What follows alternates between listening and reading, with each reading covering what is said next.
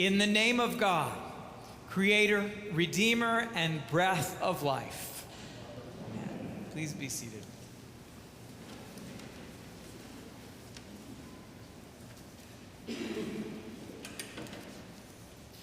Arts and crafts are not my thing. Until I get really started on a project, and then you can't tear me away. I learned this about myself about 10 years ago when my wife Jo and I were at a conference for young adults, back when I was a young adult. And one of the activities had us collaging with magazines. Same thing as what we did in kindergarten or in Sunday school, but I also know we have this thing called soul collage here at Trinity as well. I did not want to do it that day.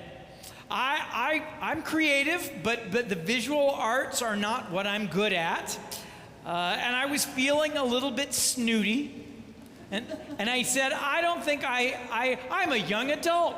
I don't need to be doing a kindergarten project.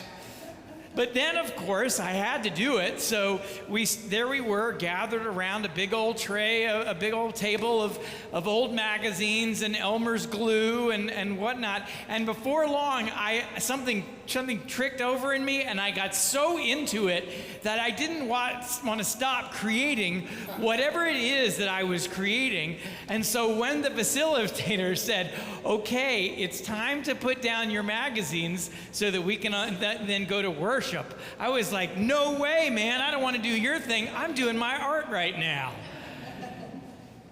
Collaging is actually a great way for those of us who do not have MFAs to break out of our linear brains to create something that is visual, but also can tell the story of our own hearts. We create new images out of old scraps.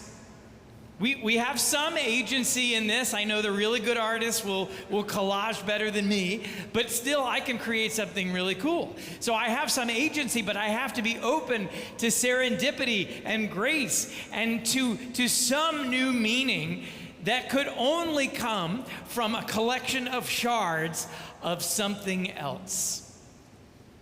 Now, did you know that we actually have some collages in our stained glass windows? And I don't just mean in a sense that every stained glass window is kind of a collage. No, I actually mean that there are a number of windows that have panels in them that are made up of dozens of little shards of fragments of windows from windows that were in European churches in the 15th century.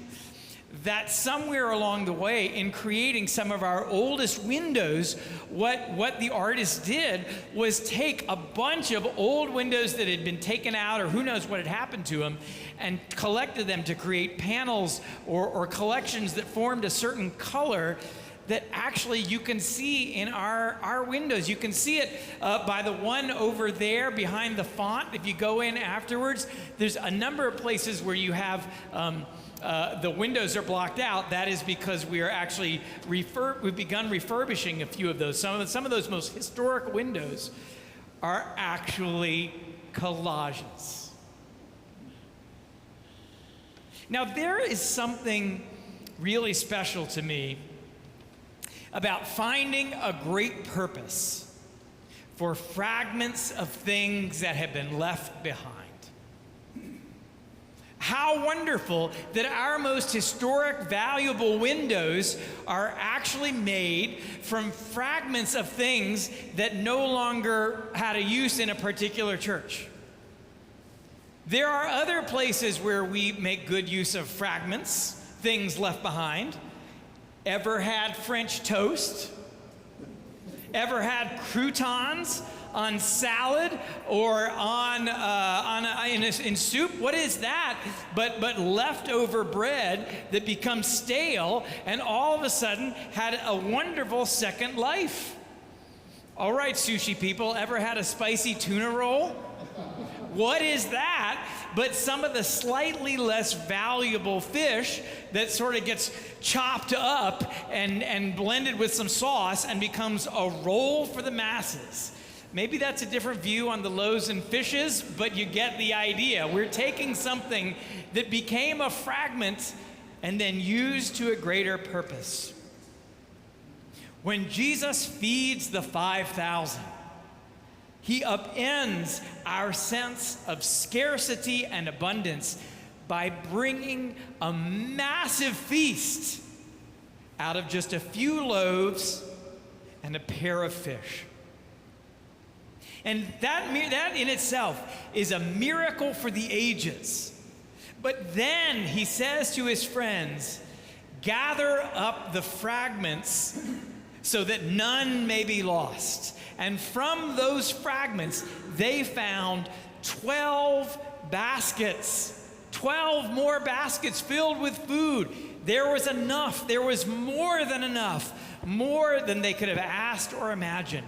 But what I want to suggest this morning is I've always looked at this as if Jesus was almost showing off, as if to say, look at what I just did, which is not very Jesus-y, but to say, not only did we just feed the masses, but as icing on the cake, gather up the fragments and look, you have 12 more baskets, mic dropped.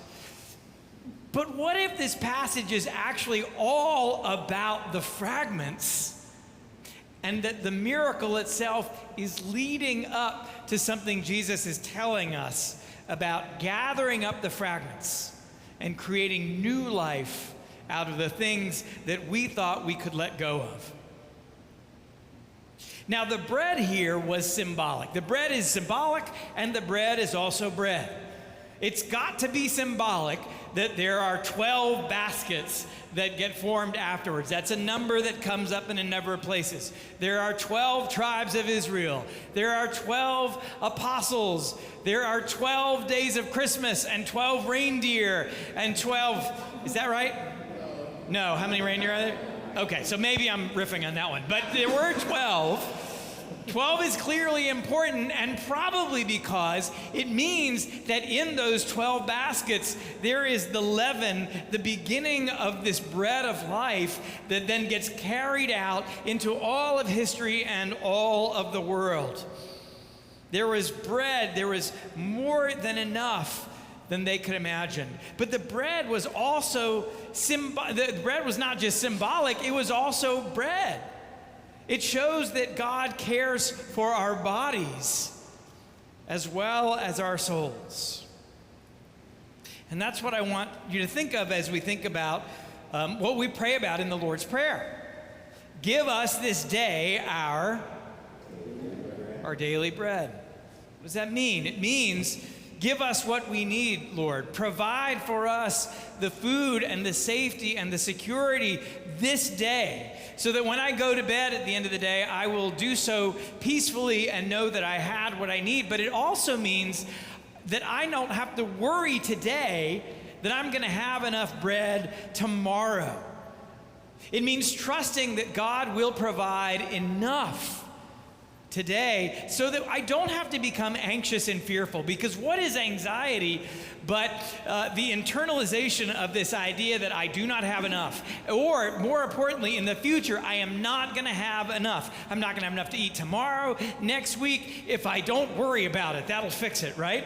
But we get anxious about that, and so that's why in this prayer, give us today our daily bread, and enough trust and faith to know that we will have that tomorrow as well. That anxiety, when we start to worry that we're not going to have enough, that is addictive.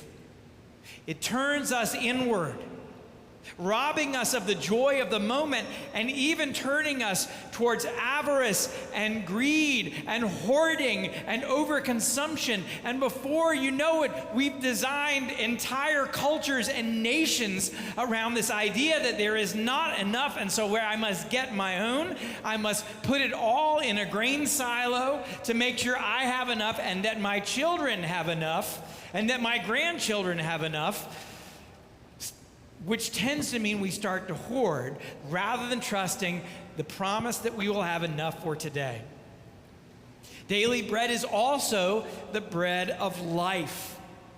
Daily prayer, daily wholeheartedness, daily glimpses of the living God. The ability to trust that I will see God today, that God will be present to me today. Same way, when I go to bed at the end of the day, I will be able to look back and say, I knew that God was present with me, and I know that God will be with me tomorrow. That sure helps me to lie down at night and go to sleep, and to sleep well. That's what the feeding of the 5,000 was about. All of these folks had come to be with Jesus. Something had drawn them out that day, and they were there together on the hillside, and suddenly they were in the zone. They were having a moment. They were so deeply aware that something sacred was happening, and they didn't want to leave, and Jesus didn't want them to leave either. And so he took care of their bodies. He fed them. In matters of the spirit and in matters of the stomach, God's desire is for us to know that we have enough for the day. God's desire is for us to have enough, and having a sense of enough is itself a posture of faithfulness. But it's one with very real consequences in this world for how we live our lives, but also how we feed the world and make sure that nobody goes to bed hungry, both spiritually but also physically. The regimes of this world, you name it, from socialism to capitalism, from smart agriculture to radical redistribution, none of these have managed to feed people like Jesus did. Perhaps that's because while each of these has elements of enough, each of these can perhaps give us a tool for the provision toolbox, none of them tells the whole picture. Because all of them say at some level it is on us to make sure it happens, rather than considering from the very beginning, having the faith to realize that there is and that there can be enough. To feed the world, we must start with a wholehearted belief that there really can be, that there really is enough for everyone. You see how our faith in enough can have very real consequences? Because when we do, we begin to see the possibility, and then we live our way right into that reality.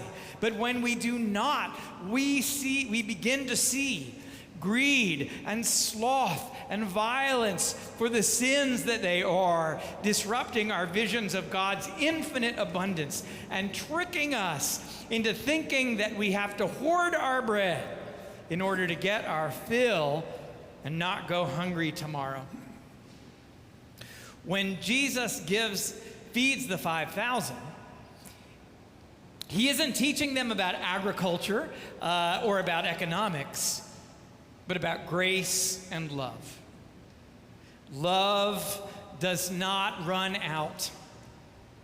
God's providence cannot be hoarded. It cannot be measured on a spreadsheet, because it springs from a well of infinite creativity that we can only begin to imagine. And that's what I think this passage is telling us when Jesus then turns to ask for the fragments.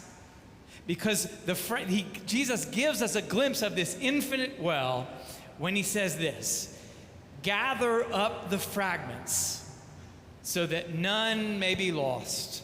Those fragments, the cast aside pieces that become overflowing baskets, leaven for the whole body of Christ. What is it that fills those 12 baskets? It is not the perfect bread recipe that fills those baskets. It is not store-bought Wonder Bread that fills those baskets, nor is it artisanal sun-dried tomato focaccia that fills that baskets.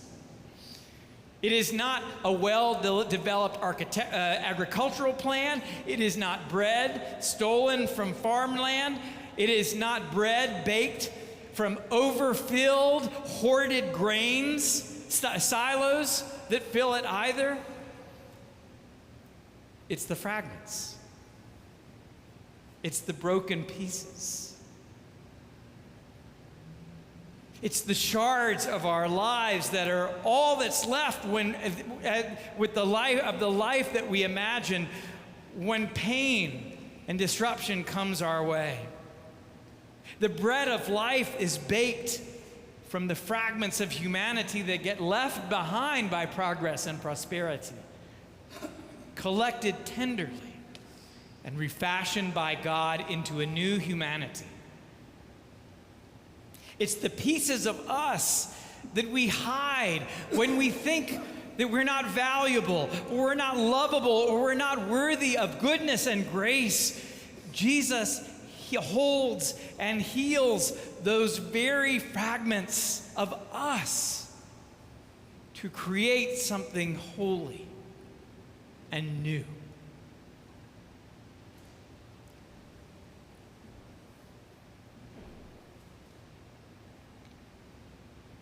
It helps to think of myself, for me, as a little fragmented sometimes, because that's just naming the reality. I like thinking of myself as a collage. I tend to get anxious when I think I'm supposed to be holding it together like the Mona Lisa, right? Like some kind of name your favorite portrait. I probably look a little bit more like the Scream most days, right? Ah. But when I remember that really I'm just a kindergarten collage, a gathering and regathering of fragments held together by a little bit too much Elmer's glue, but somehow through that recreated by the infinite love of God, when I do, I tend to give myself just a little bit more grace. And I begin to see a little bit more of what God just might want from me in this world. Gather up the fragments so that none may be lost. God's providence and generosity fills up those baskets to the very top and then keeps going. It's a miracle, but it's the kind of miracle that has such real consequences for how we live and how we feed this world today. In the end, it is the fragments that speak most clearly about God's imagination. The things and the people and the parts of our lives that feel forgotten or broken or less than, those are the very things that God gathers up.